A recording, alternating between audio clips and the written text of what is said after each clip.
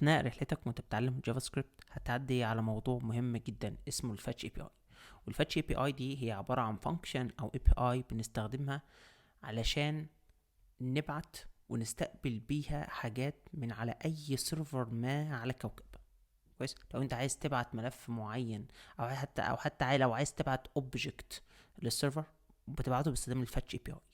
لو انت عايز تجيب ملف وعايز تجيب صورة، عايز تجيب فيديو، حتى عايز تجيب ملف HTML، عايز تجيب ملف CSS، عايز تجيب ملف جافا سكريبت من على السيرفر، الفاتش بي اي بتجيبه وتحطه لك عندك جوه المتصفح او جوه صفحة الويب اللي انت بتعملها. كويس، والفاتش بي اي استخدامها بسيط جدا. التعقيد الوحيد بس في الفاتش اي بي اي انها مبنية على حاجة اسمها ال HTTP، واللي احنا هنجيله ان شاء الله في جزء معين في الفيديو ديديكيتد للموضوع ده بس. كويس، بس احنا هنكتفي باستخدام الفاتش اي بي اي send and receive files. احنا بس هنتكلم على الاستخدام التاني بتاعها اللي هو send and receive files، وبعد كده هنتطرق لفاتش اي بي اي دي اصلا بتشتغل ازاي under the hood. كويس، تعالى مثلا ندي هنا مثال. انا عندي مثلا عندي هنا ملف لكم مثلا، ده طبعا ريبو عندي على جيت هاب، بس طبعا الكلام ده يتطبق على اي ملف يخطر على بالك. كويس، انا عندي هنا ملف وليكن مثلا اسمه package.json. كويس، الملف ده انا رحت له هنا. كويس، الملف ده عايش عند اليو ار ال ده على السيرفر اللي اسمه raw.github user content. ده اسم السيرفر وده اليو ار ال بتاعه اللي هو عايش فيه او عايش عنده. كويس، فلو انا خدت اليو ار ال بتاع الملف ده كويس وحطيته جوه الفاتش اي بي اي، الفاتش اي بي اي هتروح تجيب لي الملف، ولما يكون جاهز دوت ذن، لما الملف يبقى موجود دوت ذن هاخد الملف. طبعا الملف بيجيلي في صورة ريسبونس. طبعا الملف ده ممكن اخده احوله لجيسون، فاقول ريسبونس دوت جيسون، ولما احوله لجيسون هعمل له دوت ذن خد لي الداتا اللي جوه الملف دي، واعمل لها كونسول دوت لوج داتا. لو انا جيت هنا على المتصفح وعملت هنا سيف وعملت هنا ريستارت هشوف هنا الملف بتاعي. طبعا شوف هنا author احمد ابراهيم، هنا برضو author احمد ابراهيم. كويس، فمحتويات الملف اللي كانت موجوده هنا الفاتش يبقى راحت جابته وحولته لي لجيسون. ولما تحول لجيسون طبعا هي بتحوله من جيسون مش بتحوله لجيسون، بتحوله من جيسون لجافا سكريبت اوبجكت عادي. طبعا انت ممكن تحوله لجيسون او ممكن تحوله لتكست عادي. شوف هنا ده محتويات الملف في صورة تكست. طبعا انت حر تعمل ايه بمحتويات الملف. يعني مثلا انا ممكن اقول document دوت body دوت inner html واعرض جواها الداتا اللي هو محتويات الملف اللي في صورة تكست. لو عملت سيف هلاقي هنا محتويات الملف معروضة هنا على الشاشة. او طبعا ممكن احولها لجيسون واعمل بيها اللي انا عايزه، احولها لجافا سكريبت اوبجكت واعمل بيها اللي انا عايزه وهكذا. فالكلام ده يتطبق على اي ملف موجود على النت، سواء موجود في صورة جيسون او موجود في صورة تكست. وكمثال على ملف موجود في صورة تكست، تعالى ناخد مثلا مثال على ملف الريدمي. رجعنا هنا مثلا خطوة ورا، هو اسمه wallet. في هنا مثلا ملف هنا اسمه readme md. انا رحت على الملف ده هنا كده، الملف ده عايش في اليو ار ال ده. طبعا هو مجرد ملف تكست عادي خالص. كويس، لو انا خدت اليو ار ال بتاعه كوبي وقمت حاطه هنا، الفاتش اي بي اي هتروح تجيبه وتحوله لي للتكست، وبعد كده تعرضه لي جوه البادي جوه البادي اتش تي ام ال. كويس، لو عملت هنا سيف ورحت هنا هلاقي محتويات الملف اتعرضت هنا عندي على الشاشه. كويس، فدي حاجه تخلي بالك منها. مش حاجه تخلي بالك منها، النقطه اللي تخلي بالك منها بس الوحيده هي انك ما ينفعش تحوله لجيسون. لو حولته لجيسون هيجي لك هنا ايرور، يقول لك ايه سينتاكتيك ايرور. ليه بقى؟ لان الملف ده مجرد ملف تكست، ما هوش ملف جيسون، او this is not a valid JSON. الفورمات بتاع الملف ده مش valid JSON، فينفع تحوله تكست بس ما ينفعش تحوله ايه لجيسون. كويس، طبعا الموضوع ده مش مقتصر ان انا اجيب ملفات جيسون او اجيب ملفات تكست. طبعا انا ممكن اجيب حتى images او اجيب فيديوز او اجيب اي حاجه. هدي هنا مثال مثلا على صوره. ماذا لو ان انا عايز اروح اجيب صوره، لك مثلا نختار الصوره دي. كويس. هروح على الصوره دي، هفتحها open image in a new tab. الصوره دي زيها زي الملفين اللي فاتوا كانوا عايشين جوه اليو ار ال ده. لو انا خدت اليو ار ال ده عملت له كوبي، جت هنا حطيت الصوره. في هنا حاجه هتقابلك بقى مشكله، هي ان لو جت بصيت هنا هتلاقي اللي هو الجبرش اللي انت شايفه ده كده، اللي هو كلام ما يتقراش. ده بيحصل ان محتويات الصوره هو مش تكست، لكن محتويات الصوره هي باينري، صفر وواحد. فاللي انت شايفه ده بيحصل نتيجه انت بتحول باينري incompatible باينري لتكست. هو الفكره ان الباينري اللي جوه الصوره مش قابل انه يتحول ل UTF-8 او تكست عموما يعني. كويس. فاللي بيحصل انك عشان تتعامل مع الملفات الباينري زي images زي فيديوز وزي اي ملف باينري تاني ممكن يخطر على بالك، لازم تحوله لحاجه اسمها البلوب. والبلوب دي هو عباره عن اوبجكت، اسف، هو عباره عن كلاس او اوبجكت. اي حاجه في جافا سكريبت عباره عن اوبجكت اصلا. بتمكنك انك تتعامل مع الملف، اللي موجود في صوره باينري.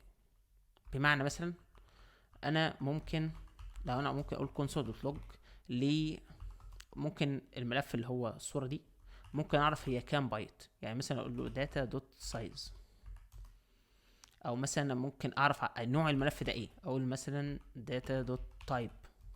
لو عملت هنا سيف اهو، يبقى الملف اللي هو ده دلوقتي انا معايا نوع ومعايا السايز بتاعه في البايتس. طبعا انت بتختار ان انت ممكن تحوله بقى الميجا بايتس او جيجا بايتس لو هو كبير او كده. طبعا لو انت عايز تعرضه على الشاشة بتحتاج تحوله لحاجة اسمها URL. في حاجة في constant URL، في كلاس اسمه URL جواه property او function اسمها create object URL بتديها البلوب. شوف هي بتاخد البلوب بتديها الداتا اللي هي البلوب دي. كويس.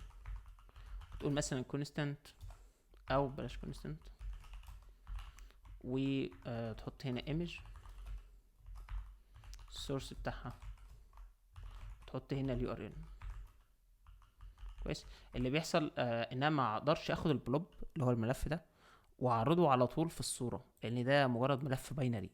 لازم احوله اليو ار ال باستخدام الفانكشن دي، وهي بتحوله له اليو ار ال. هو دلوقتي اقدر اعرضه على الشاشه. يبقى باختصار اللي بيحصل ان الفاتش اي بي اي راح جابت لي ملف الصوره اللي هو ملف اللي هو الملف بالاسم ده، اللي هو عباره عن ملف باينري، حولته لي لبلوب بحيث جافا سكريبت يقدر يتعامل معاه. ما يقدرش يتعامل معاه في صوره تكست او جيسون لان ده invalid تكست وinvalid جيسون. بعد كده ما اقدرش اعرضه صوره على طول، لكن اقدر اعرضه في احوله اليو ار ال، واليو ار ال اقدر اعرضه في صوره. والبلوب دي فيها معلومات عن الملف زي السايز، وفيها نوع الملف اصلا. ممكن يبقى ملف فيديو MP4، ممكن يبقى ملف اوديو MP3 وهكذا. كويس.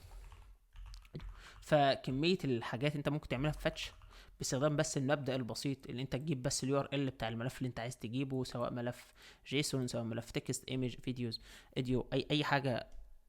تقريبا اي حاجه ممكن تجيبها تحطها جوه الفاتش وتجيبها يعني، وتجيبها هنا تستخدمها. كويس.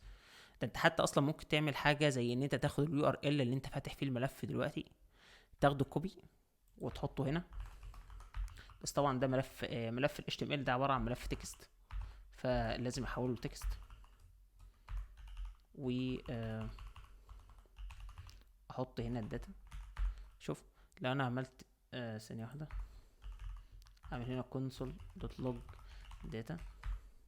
شوف هنا انا دلوقتي لما اديته اليو ار ال ده اللي هو نفس اليو ار ال اللي انا فيها، راح جاب لي الملف اللي انا فيه حاليا. كويس. ففي كميه الحاجات اللي انت ممكن تعملها بالفاتش بي اي لا تعد يعني، باستخدام نفس المبدا البسيط. انت تروح تجيب ملف من على النت وتبتدي تعالجه او تعمل له بروسيسنج وهكذا. هو ايه اللي كان بيحصل دلوقتي لما انا كنت بروح اجيب ملف ال HTML؟ الفكره ان في سيرفر معين له اي بي ادرس اهو، وله حاجه اسمها البورت، او مثلا في سيرفر معين اسمه جيت هاب، او سيرفر معين اسمه جيت هاب يوزر كونتنت. اللي بيحصل ان الفاتش اي بي اي كانت بتروح على السيرفر تقول له انا عايز الملف اللي اسمه index.html. فالفاتش اي بي اي اصلا اللي بتعمله اندر ذا هود او في الخلفيه، انها بتروح تتكلم مع السيرفر اللي انت بتديهولها. كويس. بتتكلم معاه ازاي بقى؟ باستخدام حاجه اسمها ال HTTP، وده اللي هنتكلم عنه. فهم ال HTTP ضروري ومهم جدا بحيث تبقى ملم بالصوره الكامله. اللي احنا عملناه لحد دلوقتي هو كول وكل حاجه، الا انه مش كفايه. لازم تفهم الصوره الكامله في ان ازاي الفاتش اي بي اي راحت للسيرفر وجابت منه الملف، او ازاي بعتت له ريكوست وهو بعت لها الريسبونس. ففهم ازاي ال HTTP او الهايبر تكست ترانسفير بروتوكول بيشتغل ازاي، ده مهم جدا بحيث تفهم الصوره الكامله للفاتش اي بي اي. في طرق كتيرة ممكن نخلي بيها جهازين مع كوكب يتكلموا مع بعض. يعني مثلا عندنا طريقة اسمها ال HTTP، عندنا حاجة اسمها JSON RPC، حاجة اسمها gRPC، عندنا حاجة اسمها Protocol Buffer، عندنا حاجة اسمها GraphQL، حاجة اسمها WebSockets، عندنا TCP، عندنا SMTP، عندنا UDP. ففي طرق كتيرة ممكن نخلي بيها جهازين يتكلموا مع بعض. احنا نختار بس النهاردة احد طرق التواصل ما بين اي جهازين اللي بنسميها ال HTTP. كويس. ولكن مثلا عندنا جهاز ما عايز يتواصل مع جهاز تاني على الانترنت او على النت. كويس. الجهاز الاولاني ده هنسميه الكلاينت. كويس. الجهاز اللي انا عايز اتواصل معاه هنسميه السيرفر. كويس. الرسالة اللي انا عايز ابعتها من الكلاينت على السيرفر هنسميها الريكوست، والرسالة اللي هيرد بيها السيرفر على الكلاينت هنسميها الريسبونس. والكلاينت لازم يتفق مع سيرفر على طريقة من طرق التواصل، ولكن مثلا هم اختاروا ال HTTP كأحد طرق التواصل ما بين الكلاينت والسيرفر. كويس. الكلاينت عشان يتواصل مع السيرفر لازم يبقى عارف هو هيتصل بأنه سيرفر على النت او على الكوكب. كويس. لازم يكون عارف عنه شوية معلومات بدائية، زي مثلا لازم يكون عارف الاي بي ادريس بتاعه او الدومين، لازم يكون عارف الدومين بتاعه ايه، او الاي بي ادريس، او حاجة اسمها البورت، ولازم يكون عارف شوية معلومات زي الماك ادريس بتاع السيرفر، وهكذا. فعشان الكلاينت يتواصل مع السيرفر لازم يكون عارف عنه شوية المعلومات دي، اللي هو الاي بي ادريس او الدومين، او لازم يكون عارف البورت اللي هيتصل بيه مع السيرفر، ولازم يكون عارف شويه معلومات زي الماك ادرس وهكذا.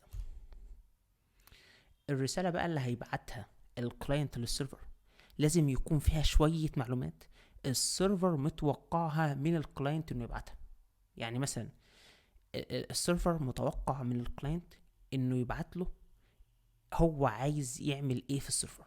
يعني مثلا لو عايز يحدث حاجه في السيرفر متوقع انه يبعت له حاجه اسمها بوست.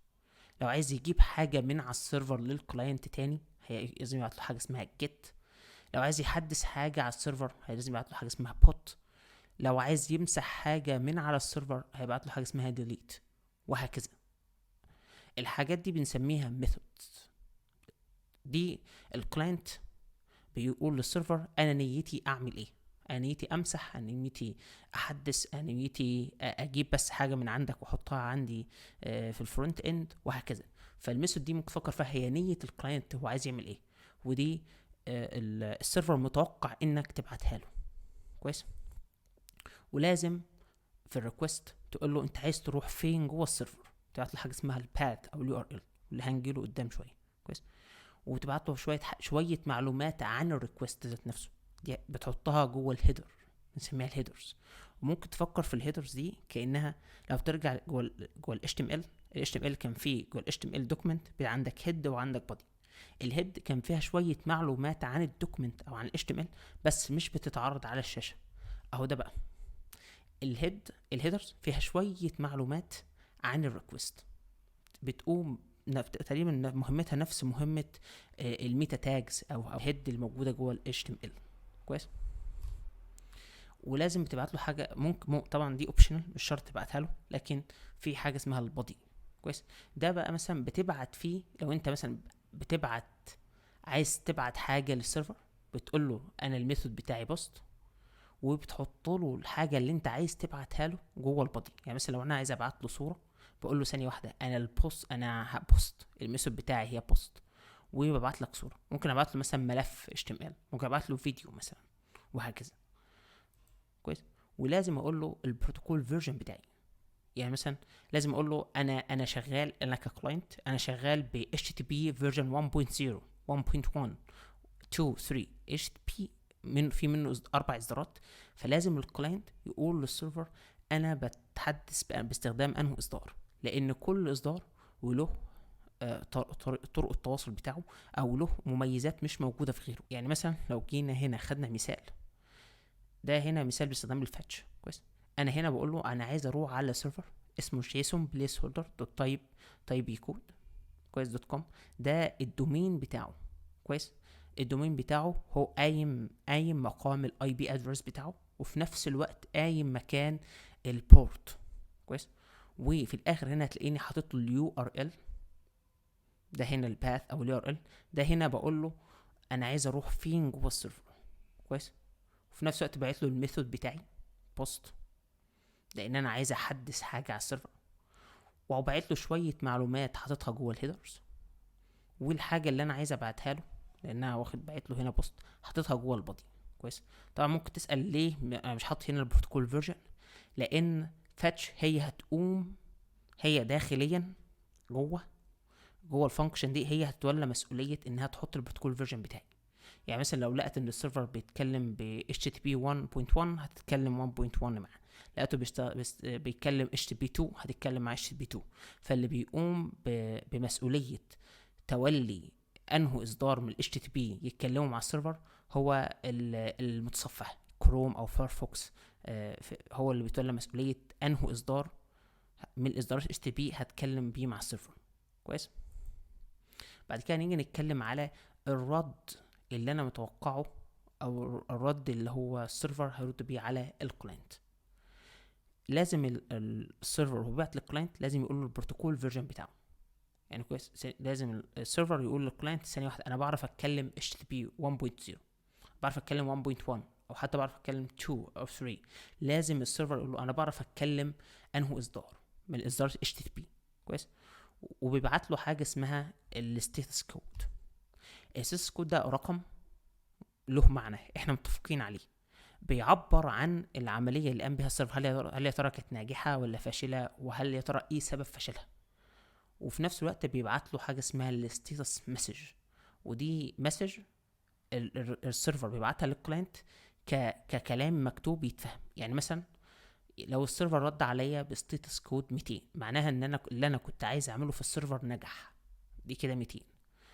لو رد عليا مثلا ب 404 معناها اللي انا بدور عليه مش موجود على السيرفر، اللي هي 404 المشهوره not found. كويس، لو انا مثلا بعت لي 500 ده معناها ان في مشكله حصلت في السيرفر واللي انا عايز اعمله ما اتعملش. كويس، بسبب مشكله في السيرفر. كويس، ممكن مثلا يبعت لي 401 اللي هو 401 ده معناها ان الريكوست بتاعك بايظ مش شغال، او انت في مشكله عندك في الريكوست. كويس، والمسج يعني مثلا لو بعت لي 200 ممكن يبعت لي معاها مسج اوكي معناها اللي انا عملته نجح. كويس، ممكن يبعت لي مثلا مع 404 اللي هو ستاتس كود 404 يبعت لي معاها نوت فاوند، يعني مش موجود اللي انت بتدور عليه. كويس، ممكن مثلا يبعت لي مع ال 500 يبعت لي حاجه اسمها سيرفر ايرور وهكذا. فالسيرفر بيرد عليا بستاتس كود وستاتس مسج، وساعات بنسميها ستاتس تكست وهكذا. وممكن يبعت لي شويه هيدرز، دي بيكون فيها شويه معلومات عن البادي بتاع الريسبونس. كويس، قلت لك الهيدر والبادي شبه الهيد والبادي بتاع ال HTML. كويس، زي ما الهيد والبادي بتاع HTML الهيد كان فيها شويه معلومات عن ال HTML عن الدوكيمنت، والبادي فيه الحاجات اللي بتنعرض على الشاشه، او ده هنا برضو كذلك الهيدر فيه شويه معلومات عن الريسبونس، والبادي فيه الريسبونس نفسها. يعني مثلا لو انا عايز ملف HTML من على السيرفر، ملف ال HTML عمري ما الاقيه في الهيدرز، هلاقيه جوه البادي. كويس، لو انا عايز صوره من على السيرفر هلاقي معلومات عن الصوره جوه الهيدرز، وهلاقي الصوره ذات نفسها اللي هو الباينري بتاعها موجود جوه البادي. لو جينا هنا بصينا على ريسبونس، مثال هنا من الريسبونس، انا بعت هنا ريكويست على السيرفر، جالي هنا ريسبونس. كويس، جالي هنا البادي، جالي الهيدرز، جالي الستاتس كود بتاعي 200 ده معناه ان هي نجحت، اللي انا كنت عايز اعمله في السيرفر نجح. وجالي التكست اللي هو ستاتس تكست، طبعا هو بعت التكست فاضي، بس هو السيرفر ممكن يختار انه يبعت للكلاينت اللي هو عايزه. كويس، ممكن يبعت ممكن يبعت اوكي، ممكن يبعت نوت فاوند. فهو السيرفر هو حر يبعت انه ستاتس كود، بس الستاتس كودز دي ارقام متفق عليها وليها معنى. بعد ما عرفنا استخدام الفاتش اي بي اي في ان احنا نجيب بيها ملف من على السيرفر زي images videos audio text files json files او any فايل على الانترنت يعني. كويس. دلوقتي هنضرب مثال باستخدام الفاتش اي بي اي في ان احنا هنتكلم بيها مع السيرفر في ضوء الكلام اللي احنا لسه قايلينه، اللي هو ال HTTP والريكوست والريسبونس والميثود والبادي والهيدرز. فهنضرب مثال على الموضوع ده ديتيلد يعني. كويس. عايز اضرب مثالين. مثال باستخدام سيرفر انا اللي عامله، والهدف منه ان انت ما تتعاملش مع السيرفر ده كانه صندوق اسود، وتفهم ايه اللي بيحصل في الناحيه التانية. انت بتتكلم مع السيرفر ايه اللي بيحصل لما انت تبعت له ريكوست. كويس. والمثال التاني على سيرفر مش أنا اللي عامله، هو سيرفر بابليك ممكن تستخدمه، والهدف منه ان انت تشوف سيرفر مبني بجد وفانكشناليتي للسيرفر ده بيديها لك. كويس. تعالى هنا انا عملت هنا مثال على سيرفر. طبعا ملف index.js هو معمول، طبعا السيرفر ده ممكن يتعمل باي لغه برمجه. انت بتعمله بجافا سكريبت، بايثون، راست، سي بلس بلس، ممكن تعمله باي لغه برمجه تخطر على بالك. كويس. بس الفكره ان انا عملته هنا بجافا سكريبت. الفكره بقى ان هنا الجافا سكريبت ده لو خدته كوبي وحطيته في المتصفح مش هيشتغل. ده جافا سكريبت بيشتغل على الكمبيوتر ذات نفسه، ما بيشتغلش جوه المتصفح. كويس. تمام. انا عندي هنا عملت، طبعا انا شرحت ال HTTP بيشتغل ازاي. فانا كشخص طبعا احنا كده بنتكلم على باك اند. انا كده ده شغل باك اند اهو، انا بعمل السيرفر بتاعي على الباك اند. كويس. انا شخص بس بعمل هنا HTTP.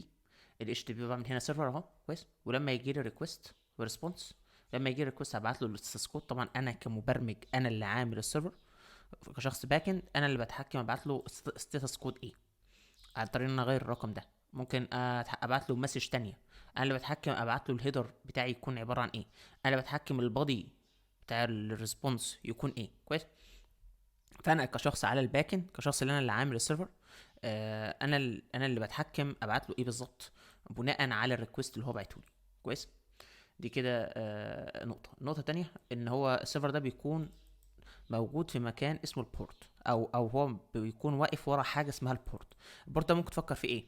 البورت ده اصلا كتعريف الرسمي بتاعه هو عباره عن مكان وهمي موجود جوه الكمبيوتر بتاعك. بيكون السيرفر واقف عنده مستني اي ريكوست يجيله. كويس. يعني اقول لك ايه، مثلا لو كنت معاك سيرفرين موجودين على الكمبيوتر، واحد واقف على البورت 3000، وواحد مثلا واقف على البورت 8080. كويس. ازاي نفرق ما بين السيرفرين دول؟ قال لك لازم يكونوا واقفين على حاجه اسمها البورت. لو انت مثلا عندك تو سيرفرز، كويس، ازاي تفرق ما بينهم؟ قال لك حط كل واحد فيهم يكون له رقم مميز واقف عنده. الرقم المميز ده اسمه بورت. انت ممكن يكون عندك اكتر من سيرفر موجودين على الكمبيوتر. كويس. طريقه تانية تفكر فيها في البورتس ان هي مثلا حاجه كده شبه، تخيل عندك كمبيوتر في 10000 مدخل يو اس بي. كويس. انت بتحط السيرفر بتاعك ورا مدخل من المداخل دي، بحيث اي فلاشه تيجي تخش في الكمبيوتر السيرفر واقف ورا اليو اس بي يقراها. كويس. فالسيرفر ده السيرفر بيكون واقف ورا البورت اللي هو المدخل، مستني اي ريكوست يجيله عند العنوان ده، عند ال 3000، عند البورت 3000. كويس. دلوقتي انا السيرفر ده موجود عندي هنا على الكمبيوتر، فهيكون موجود على الدومين بتاعه هيكون لوكال هوست، او الادرس بتاعه لوكال هوست. كويس. طبعا دي حاجه مصطلح عليها، ان هو لو البرنامج او السيرفر مشغله عندك على الكمبيوتر بيكون الدومين بتاعه لوكال هوست. دي حاجه مصطلح عليها يعني. والبورت اللي انا مختاره اللي هو 3 يبقى ده كده الادرس بتاع السيرفر بتاعي.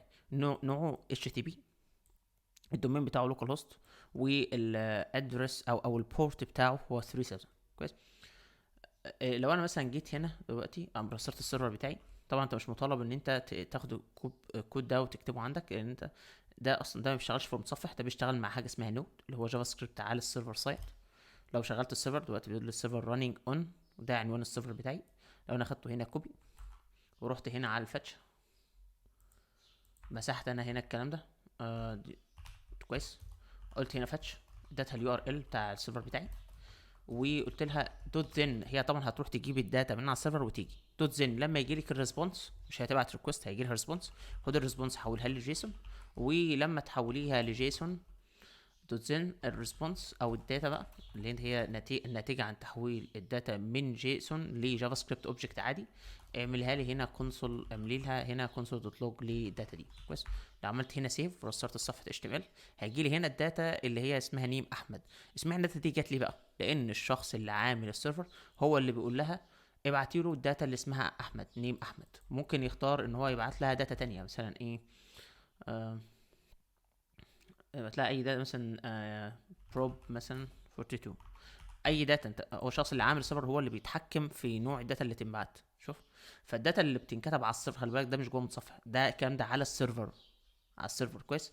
الكلام ده في الفرونت اند، لكن الكلام ده في السيرفر في الباك اند كويس. فالشخص اللي عامل السيرفر هو اللي بيتحكم الداتا اللي يبعتها لك ايه، على حسب طبعا وظيفه السيرفر وهكذا. تمام. وتمام، الشخص اللي عامل السيرفر بيقول لي هنا لو انت بعت لي اليو ار ال عباره عن سلاش تدوس، هبعت لك الداتا ده كويس. لو انا خدت ده كده كوبي ورحت هنا وعملت هنا تدوس كويس، هيجي لي هنا الداتا دي اللي هي جت. اشمعنى الداتا دي جات لي؟ لان الشخص اللي عامل السيرفر هو اللي قايل لي لو بعت لي سلاش تدوس هبعت لك الداتا ده كويس. فاتمنى تكون الفكره وصلت لك. آه ده كده التعامل مع السيرفر. طبعا انت ممكن تبعت داتا للسيرفر براحتك. يعني مثلا لو انا قلت له لو عايز تبعت داتا للسيرفر بتقول له هنا ميثود عباره عن بوست. طبعا لو ما كتبتش اي حاجه، كتبت اليو ار ال ده بس وخلاص، هيكون الميثود باي ديفولت هي عباره عن جيت. لكن لو عايز تبعت حاجه على السيرفر لازم تقول له الميثود بتاعي هي عباره عن جيت، والهيدرز اللي انا هبعتها لسه هكتبها دلوقتي، والبادي اللي انا عايز ابعته هو عباره عن البادي ده كويس. لو انا قلت له هنا اللي هو الهيدر ده كويس، لو انا قلت له الهيدر بتاعي هيكون عباره، ممكن تكتب الهيدر اللي انت عايزه. يعني مثلا ممكن اكتب له ايه، هيدر اكزامبل، قال ايه اكزامبل مثلا، او مثلا this is header كويس. انت تقعد تبعت انت الهيدر بتاعك دي، طبعا دي طريقه التواصل معاك مع السيرفر كويس. انا البادي، طبعا البادي هحطه في سورس جيسون، فهقول هنا جيسون دوت سترينجيفاي. سترينجيفاي بتاخد اوبجكت، ممكن تديها الداتا اللي انت عايزها، بس انا مثلا هبعت له اوبجكت واقول له مثلا، طبعا انا ببعت له يو ار ال تو دوز، فاقول له مثلا ايه تو دو تايتل. طبعا انت بتختار انت الداتا اللي انت عايز تبعتها على حسب السيرفر هو مصمم ان هو يعمل ايه يعني كويس. اقول له هنا to do title مثلا this is title، ومثلا اقول له is done اللي هي to do done، اقول له مثلا false كويس. لو جينا هنا بصينا على السيرفر سايد اهو، لما بيجي له الداتا من الفرونت اند هتشوفها هنا في الكونسول. شوف الداتا اللي انا كتبتها هنا، اللي انا كتبتها هنا وصلت للسيرفر تحت اهو كويس. فدي يعتبر، خلي بالك كده، دي راحت من السيرفر هنا، الفاتش اي بي اي خدتها وودتها للسيرفر في الباك اند هنا كويس. دي اللي هي الداتا اللي موجوده اللي جايه من الريكوست كويس. فاتمنى تكون الفكره وصلت لك. انت ممكن ان انت تجيب داتا من على السيرفر زي المثال اللي فات، ممكن انت تبعت حاجه للسيرفر. يعني مثلا لو انا قلت له هنا console.log ل my header equal request dot headers، وقلت له انا عايز الهيدر اللي هو هيدر example، عملت هنا سيف ورسترت السيرفر بتاعي وبعت تاني. شوف الهيدر اللي انت بعته هنا this is header، انا جبته هنا على الباك اند كويس. خلاص الموضوع انت بتبعت داتا للسيرفر، بتقول انت عايز تعمل ايه في السيرفر، بوست ولا جيت ولا ديليت ولا بوت ولا باتش ولا ايا يكن الميثود بتاعتك ايه، وبيبعت له الهيدر. طبعا الهيدر دي حاجه انت بتتفق فيها مع السيرفر، وفي نفس الوقت في حاجات ستاندرد كويس. ويبعت له البادي، يفضل انت تحطها في صوره جيسون كويس. طبعا مش شرط جيسون، ممكن تبقى دي عباره عن صوره باينري، ممكن تبقى عباره عن ملف تكست، ممكن تبقى عباره عن اي حاجه. بس لو انا ببعت له اوبجكت يفضل ان هو تحطه في صوره جيسون، انت تحوله جيسون سترينج كويس. تمام. يبقى انا كشخص، انا اللي عامل السيرفر، انا اللي بتحكم بناء على اليو ار ال، بناء على الميثود اللي انت بعتها لي، بناء على الهيدر اللي انت بعته لي، بناء على الداتا بقرر انا هبعت لك ريسبونس ايه كويس. تعالى بقى ناخد مثال عملي على سيرفر موجود في مكان مش على الكمبيوتر بتاعي، موجود في سيرفر بعيد كويس. طبعا السيرفرات بتاخد اشكال وانواع. في يعني مثلا في سيرفرات بابليك متاح انت تستخدمها براحتك بدون ليميت، وفي سيرفرات موجود عليها هي بابليك متاحه لكنها عليها ليميت مثلا 100 مره في الدقيقه كويس. وفي سيرفرات مثلا هي بابليك لان عشان تستخدمها محتاج يكون عندك ايميل او حاجه كده شبه اليوزر والباسورد، بنسميها توكن. لازم يكون عندك حاجه اسمها التوكن، حاجه كده شبه الباسورد، اللي هو بحيث نتعرف مين اللي بيستخدم الاي بي اي بتاعنا، فبنعرف الشخص اللي بيستخدمها عن طريق حاجه اسمها التوكن كويس. في اي بي اي بتكون برايفت بس مش متاح اي حد يستخدمها، بتبقى برايفت كويس. فاحنا هنا هناخد مثال على سيرفر بابليك. طبعا ده سيرفر له دومين زيه زي اللوكال هوست اللي احنا شفناه، ده الدومين بتاعه.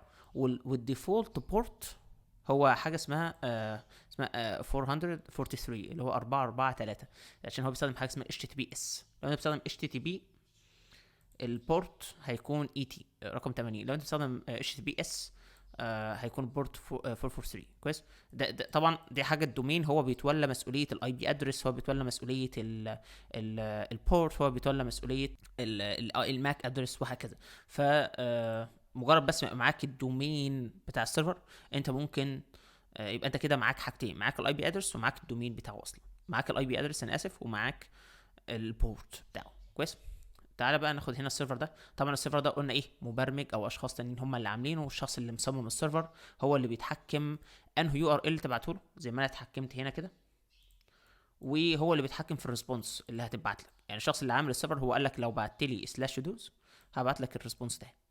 كويس. لو انت عايز 100 بوست، لو بعت لي سلاش بوستس هبعت لك 100 بوست. يعني مثلا لو جينا هنا خدنا مثال على ده كده وخدناه كوبي، وطبعا همسح الكلام ده. كويس. طبعا عندنا هنا دوت زين. خلي بالك التودوز ما بتبقاش موجوده في لحظتها، انا محتاج استنى الفاتش اي بي اي لما تروح تجيبها من على السيرفر وتيجي. فهقول دوت زين لما الريسبونس تيجي خدها حولها لي جيسون، لان انا شايف ان التكست اللي هيجي لي ده موجود في سورس جيسون عادي. كويس. ولما تحولها للجيسون، لما تتحول لجيسون خد الداتا واعملها لي كونسول لوج او اعرضها على الشاشه براحتك يعني. لوج داتا. كويس. شوف هنا ده الداتا اللي هو راح جابها من على السيرفر. وهنا كويس زي ما بنبه كم مره، الداتا شكلها متوقف على الشخص اللي عامل السيرفر، هو مختار داتا يكون شكلها عامل ازاي. هو هنا مثلا بيقول لي ان انت لو بعت لي سلاش تو دو سلاش 1 معناه ان انا هبعت لك التو دو الاي دي بتاعها رقم 1، لكن لو بعت لي سلاش 2 هبعت لك التو دو الاي دي بتاعها رقم 2 وهكذا. يعني مثلا لو بعت له تو دو رقم 3 هيجي لي هنا تو دو رقم 3. لو بعت له مثلا 1000 مش هتبقى موجوده، هيجي لي هنا حاجه اسمها 404، معناها ان الشخص اللي بنى السيرفر راح دور على التو دو اللي رقم 2000 ما لقاهاش، فبعت لي ستاتس كود 404 اللي هو نوت فاوند ما لقاهاش يعني، وكمان بعت لي ستاتس مسج اللي هي نوت فاوند. كويس. دي كده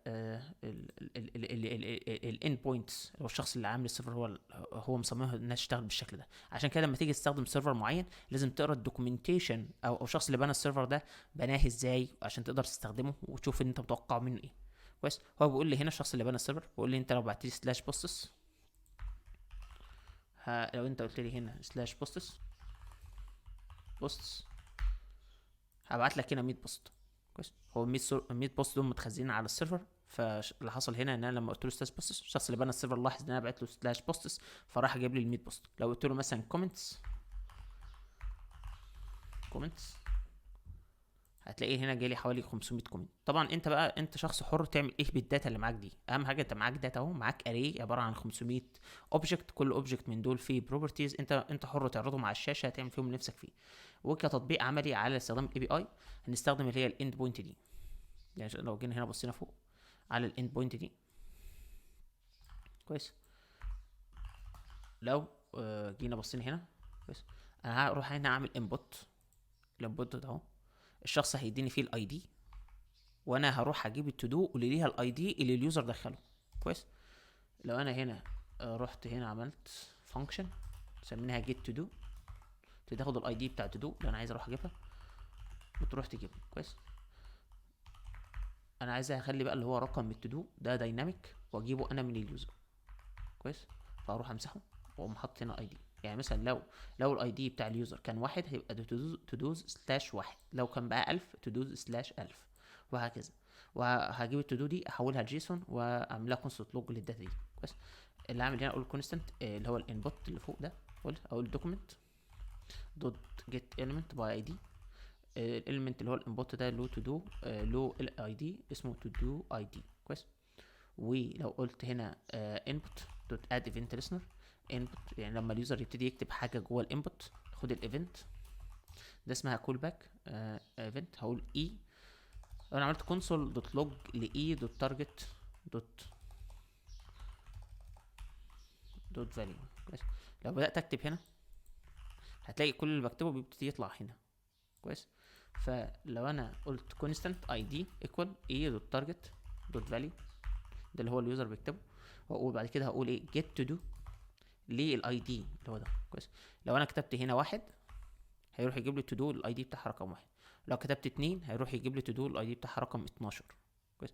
لو كتبت كمان 2 هيروح يجيب لي التو الاي دي بتاعها رقم 112. لو كتبت كمان 2 هيروح يجيب لي التو الاي دي بتاعها 1222 اللي هي اصلا مش موجوده في 404. كويس. فاتمنى تكون الفكره وصلت لك يعني. كويس. ودي غالبا هتكون الطريقه ان انت مثلا بتجيب اليوزر انبوت وبعد كده تحطه جوه الاي بي اي بتاعتك وتدمجهم مع بعض وتبعتهم للسيرفر، او لو انت عايز تجيب داتا من على السيرفر وهكذا. كويس. طبعا هسيب الرابط هنا، الرابط بتاع السيرفر ده في الديسكربشن، بحيث لو عوزت تستخدمه. وهتلاقي هنا برضو رابط هنا حاجه اسمها الجايد على امثله ازاي تستخدم السيرفر. يعني شفت المثال ده، وفي هنا مثال تاني اهو. كويس. وفي هنا مثال تالت، وفي هنا امثله كتير. فالامثله دي تلف عليها وتستخدمها هتسهل عليك الدنيا جدا. بس الفكره عموما اللي تطلع بهم فيديو ان فاتش اي بي اي بنقدر نجيب بيها ملفات من على النت نحملها، نقدر بقى نتكلم مع السيرفر. واهم من ده كله انك عرفت ال HTTP بيشتغل ازاي. وكمان برضو خدت مثال على سيرفر، ان كده السيرفر انت بتتكلم معاه هو على الناحيه التانية بيكون شكله عامل ازاي. قلنا هو مش سحر ولا حاجه، هو مجرد لغه برمجه، والشخص اللي عامل السيرفر هو اللي بيتحكم يبعت لك ايه. كويس. بناء على الريكوست اللي انت بعته. بس شكرا، السلام عليكم.